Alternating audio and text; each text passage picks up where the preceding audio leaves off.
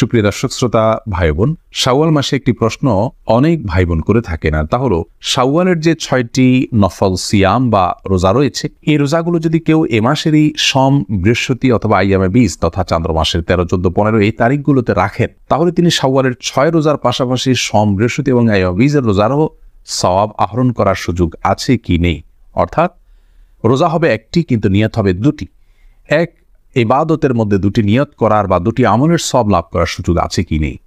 এই প্রশ্নের উত্তরকে আমরা দুই ভাগে ভাগ করতে চাই। প্রথমে সংক্ষিপ্ত উত্তরে আমরা শুধু শাওয়াল মাসে ইস্যুটা বলতে চাই, এরপরে এই বিষয়ে ইসলাম শরিয়ার মৌলিক নীতিমালাটা উল্লেখ করতে চাই, যার মাধ্যমে অন্যান্য ইবাদতের ক্ষেত্রেও একাধিক নিয়ত কোথায় করা যায়, কোথায় যায় না, সে বিষয়টি আমাদের কাছে পরিষ্কার হবে ইনশাআল্লাহ তাআলা।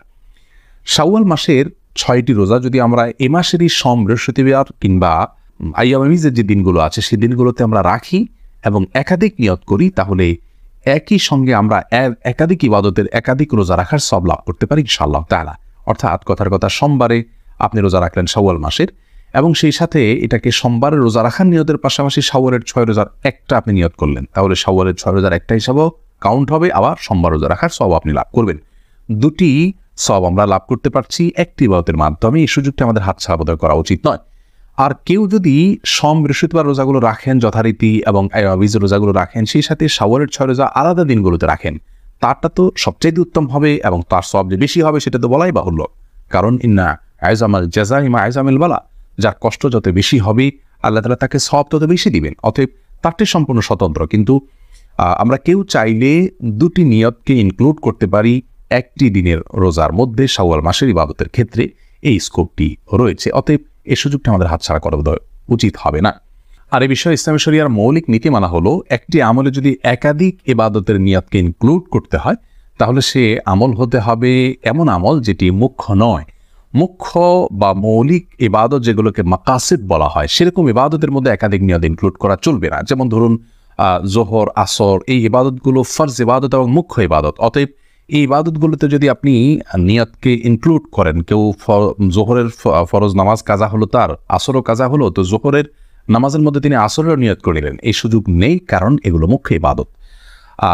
যেগুলো ওয়াসাইল জাতীয় ইবাদত, যেগুলো মুখ্য নয় এমন ইবাদত, যেমন ধরুন মসজিদে প্রবেশের 2 রাকাত সুন্নাত, মসজিদে প্রবেশ করার পর নামাজ না পড়ে যেন মানুষ না বসে, এটা হলো মূল বিষয় এখানে। ওই 2 রাকাত যেটি আমরা মসজিদে প্রবেশের সম্মানার্থে পড়ছি হাদিসের নির্দেশ অনুযায়ী, সেই 2 রাকাতই এখানে একমাত্র মুখ্য নয়, মুখ্য হলো নামাজ পড়াটা। তো এই ইবাদতটি এমন ইবাদত যেটি মুখ্য নয়, ওয়াসাইল জাতীয় ইবাদত, এটাকে কন্ডিশন বা শর্ত জাতীয় ইবাদত আমরা বলতে পারি। তো এইরকম ইবাদতের মধ্যে ইনক্লুড চলে। অর্থাৎ ফজরের নামাজে আপনি মসজিদে প্রবেশ করলেন, করে ফজরের 2 রাকাত সুন্নাত পড়লেন, সেই সুন্নতের মধ্যে আপনি যদি তাহিয়াতুল মসজিদেরও নিয়ত করেন, তাহলে সেটার সুযোগ আছে। অর্থাৎ এখানে 2টা ইবাদতের নিয়তকে আপনি ইনক্লুড করতে পারবেন। তার কারণ হলো, একটি ইবাদত এখানে আমরা দেখতে পাচ্ছি এটা মুখ্য নয় এমন ইবাদত। তাহলে যে ইবাদতগুলো মুখ্য, 2টি ইবাদতই মুখ্য, সেখানে এরকম ইনক্লুড করে নিয়ত করা যাবে না। আবার নফল যদি হয়, তাহলে সব নফলের ক্ষেত্রে আবার 2 নফলকে একসাথে নিয়ত করার কোনো সুযোগ নাই। মুখ্য নয় এমন জায়গা ইনক্লুড করা চলবে। যেমন কেউ যদি তাহিয়াতুল উযুর ক্ষেত্রে একই কাজ করেন, যে তাহিয়াতুল উযু তিনি উযু করার পর 2 রাকাত নামাজ পড়লেন, তিনি যে কোনো নামাজ পড়লেন সেখানে তাহিয়াতুল উযুর নিয়ত করে নিলেন, তাহলে সেক্ষেত্রে একসঙ্গে 2টি ইবাদতের সওয়াব তিনি পেতে পারেন। জুমার দিনে গোসলের ক্ষেত্রেও একই কথা প্রযোজ্য। অর্থাৎ জুমার দিনে যদি কেউ ফরজ গোসল করেন এবং জুমার দিনের যে সুন্নাত গোসল রয়েছে সেটারও নিয়ত করেন, তাহলে সেটি আদায় হয়ে যাবে। কারণ জুমার দিনে গোসল করাটা হলো মূল বিষয়। জুমার দিন উপলক্ষে আলাদা কোনো গোসল করতে হবে ফরজ গোসল করার পরে, সেটা মুখ্য নয়, গোসল হয়ে গেছে, সেটাই হলো মূল বিষয়। বিধায় এখানে জুমার দিনের যে গোসল সেটা মুখ্য ইবাদত থাকলো না, ওয়াসাইল জাতীয় ইবাদত হলো।